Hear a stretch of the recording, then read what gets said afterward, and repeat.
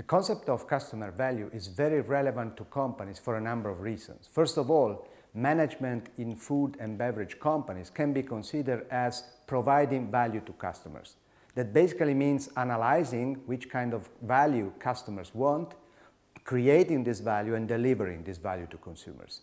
So basically the point is, from customer value, one fundamental concept for companies that can be derived is value proposition. So what is a value proposition? Actually, every company sells into a market a value proposition. That is basically the specific combination of benefits and sacrifices that the company wants to give to its customers. So every product, we said, is a combination or potential combination of benefits. And by definition, every product category is able to provide consumers with all kinds of benefits: functional, symbolical, experiential, social, psychological. But my company, my specific company, can decide to provide a specific value proposition. That is to say, a specific combination of some benefits which are related to some sacrifices. And this value proposition should be different from my competitors' ones in order to get a competitive advantage. So basically, what is important to understand for companies is that companies do not compete in markets with products and services. They compete with value propositions. So a value proposition is a combination of specific benefits and specific sacrifices. The point is, which is the role played by the product within the value proposition? Well, the product is one component of the value proposition, because the product is able to provide some benefits, but not all benefits are provided by the product. If we think, for example, that a typical functional benefit is the availability of the product, this has very much to do with the distribution of the product, not with the product features itself. And if we think of the convenience, again, we go to the distribution, so the fact that it's very easy for consumers to find the product, to buy it.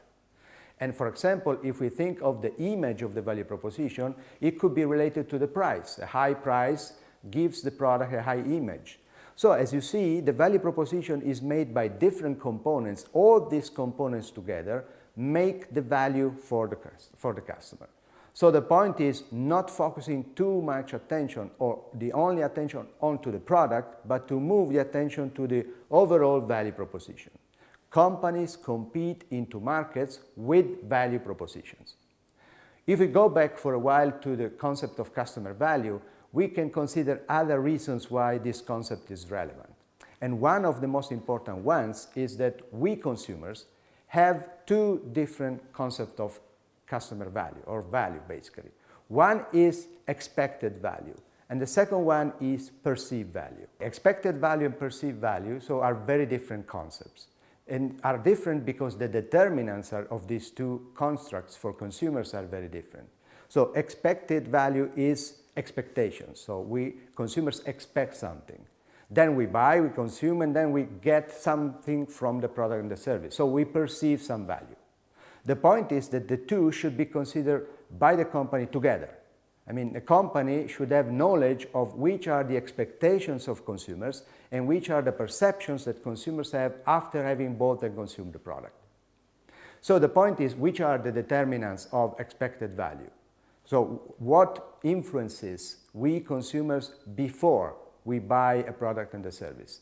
And basically, we consumers are influenced by two different things: why we buy and what we know. So basically, what we want to get out of a product or a service, and which is our knowledge when we go and buy.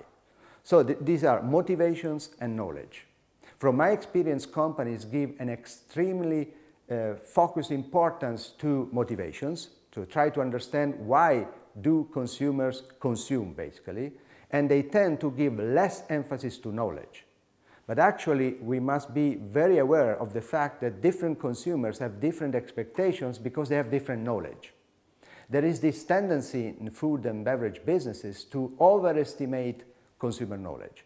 So when I talk to managers and entrepreneurs, they tend to think that consumers have a lot of knowledge. They are connoisseurs, they are experts, but this is not the case. The majority of consumers have a very limited knowledge of products and services. So the point is, how can I leverage on this knowledge? Well, if I'm able as a company to know, to understand which are the expectations, that is to say, which are the motivation, the why consumers buy, and which is the knowledge consumers have, I can define and design a value proposition which is more able to meet consumers' expectations. And what about perceived value? So we said perceived value is the value consumers get out of the consumption of the product or the service. So the determinants of this perceived value are different from the determinants of the expected value. And basically, there are two big classes of determinants. The first one is the experience. So I try to understand if I got some value linked to the experience I've had. So the experience of the consumer with the product and the service is one of the main determinants, I would say, of the perceived value. And then again, there is the knowledge linked to the purchase process, the knowledge linked to the consumption process. So again, if some consumers have limited knowledge how to consume a product, the effect would be a likely decreased perceived value. It's not because the product in itself has something wrong, but because the consumers do not have the appropriate knowledge to consume the product or the service properly. So at the end, these two main concepts are fundamental for the consumer for one simple reason. Expected values and perceived values combined together give customer satisfaction. Customer satisfaction is basically the result, the outcome of a comparison of the perceived value with the expected value. Obviously, this comparison very frequently is unaware. I mean, consumers do it without thinking of it.